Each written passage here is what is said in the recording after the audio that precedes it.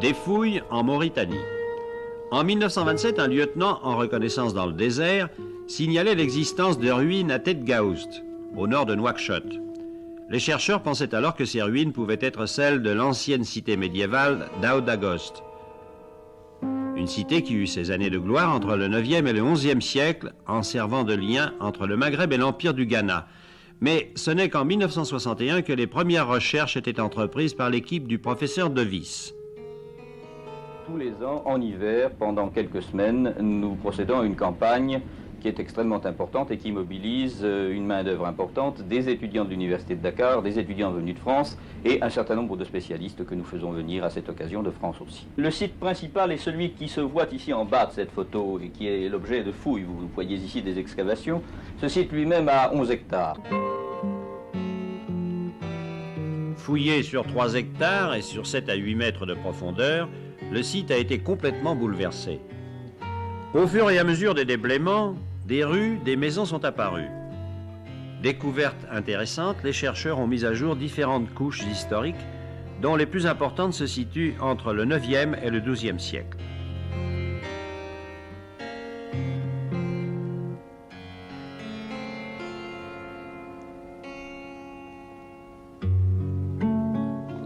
En 1969, une mosquée était en partie déblayée, mosquée qui est le plus ancien édifice public connu en Mauritanie.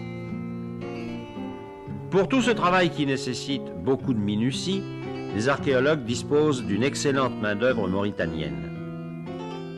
Les objets découverts sont traités par des méthodes statistiques qui permettent d'aboutir à des courbes de fréquence par niveau, courbes qui servent de base de raisonnement pour établir l'historique du site.